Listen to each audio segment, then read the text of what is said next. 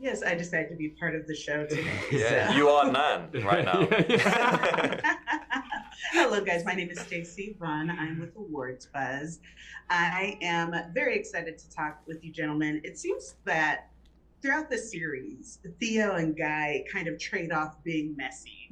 And right now, it is Theo's turn in regards, especially to Lizzie and what we see happens during the season. Guy, tell me from Theo's view, does he actually kind of have feelings for Lizzie, or is he just kind of getting back at Nan? What's the dynamic there for him? I think he absolutely has genuine feelings. I think it's their relationship starts out as a friendship, and I think they're both from season one. They're both quite wounded people, and are both dealing with kind of trauma and hurt and anguish. And I think they both kind of find each other at similar points in their lives, and they get on really well, and then I think that develops into stronger feelings. I mean, one thing I would say is I hope we can say this. I'm assuming we can, but at the end of the season, he sacrifices the biggest thing he could sacrifice for Lizzie and for love, and I think that's the biggest indicator I could say to prove that those feelings are definitely genuine.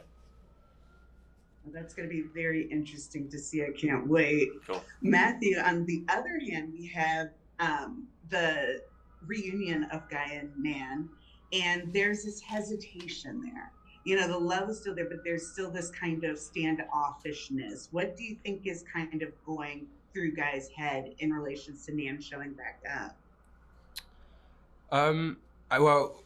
From Guy's perspective, because she hasn't been responding to any of the letters that he's been sending, and all he can see of Nan and how she's getting on is what the papers are, what's being put in the papers, which is obviously the Duke and the Duchess doing the rounds and looking happy and in love, and that's his only reference point to what's going on over there. So I think he has to get to a point where he accepts in his heart that, okay, this is his place now, and Nan is going to be with Theo. And then suddenly she rocks up out of nowhere, and I think he doesn't know he doesn't understand the situation, so I think he's quite hesitant with it. He's not sure, also doesn't want to get hurt and stuff, which obviously you do see he finds that frustration again because she has to ultimately leave again. And sort of resets him. I think he does a lot of healing once he accepts the point that I think they're not going to be together. He's on his healing journey, and then he's suddenly reset again, and that's very frustrating. But yeah, I think it's just a lot of unknown answers and uncertainty of the future. Well, definitely the show has a great way of kind of portraying that drama. And one of the ways it does it is through the music and through the soundtrack. Starting with you, Guy, are there any songs that really spoke to you throughout the season?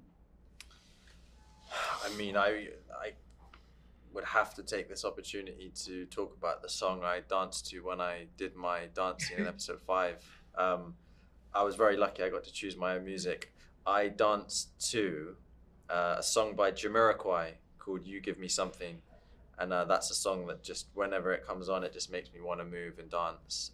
And then the other song, when he kind of starts going, he kind of feels really unleashed and wild. It was a Town Called Malice by The Jam, which is a kind of, a more kind of, type of song. And so I would have to say those two songs were my kind of North Stars in the filming of this season.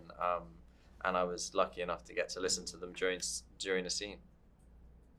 I'd say the dance number was very risky business, but set during that time frame. I thought it was fantastic. Yeah. How about you, Matthew? Did you have any songs that you were excited about during the season? I had one song that I was kind of on repeat. It was called "Finding a Place" by David O'Dowda, and the lyrics are, "I'm finding a place to call a home again," and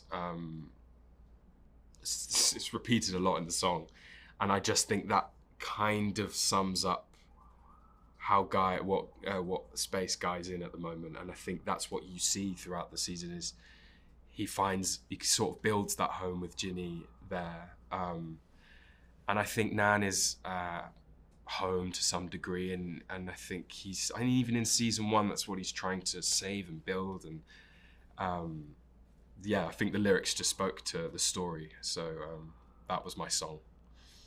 That's really beautiful. I like that. Well, thank you guys so much for taking a little time to talk with me about the show today. I can't wait for people to see the season. It is a roller coaster. So we're getting ready to ride. Thank you very much. Lovely talking to you. Take care.